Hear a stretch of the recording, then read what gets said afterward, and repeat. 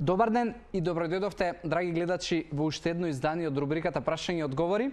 Моето име е Јосиф Дамјанов и она што овде го правиме се прашања и одговори на теми кои што се поврзани највеќе со здравиот и активниот животен стил, и затоа секој од вас кој што можеби има интерес, има можеби некаква дилема, мит или нешто со кое што се соочува во моментов, може да му помогнам и да го најдам одговорот на тоа негово прашање. Можете истото да го направите, значи користејќи го хаштагот #AskJosif на социјалните мрежи.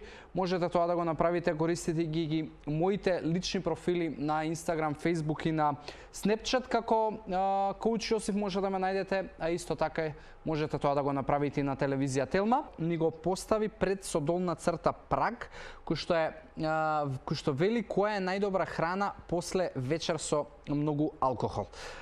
Не знам дали ме прашуваш за вечерта кога си испил многу алкохол, но најдобра храна по вкус е се знае пекара и повеќето од нас го правиме тој избор, но она што е од друга страна вистински најдобра храна за можеби утра кои што се следуваат после вечери со многу алкохол, особено тоа е поизразито за време на викенди, најчесто тоа е можеби најдобро да биде храна која што вклучува најголем број на зелени зеленчуци, затоа што имаат изразито висока нутритивна вредност и растителни влакна кои што побрзо ќе ги упиваат тие токсини под зидовите на цревата и ќе ви исчистат побрзо тој мамурлак. Исто така јогуртот кој што и кефирот кој што особено кефирот кој што изобилува со пријателски бактерии, па сето тоа може да направи и да стимулира подобро чувство во дигестивниот систем. Али во секој случај тоа не може да ви излечи. Мамурлукот секој од нас го доживува во текот на целиот ден. Нема храна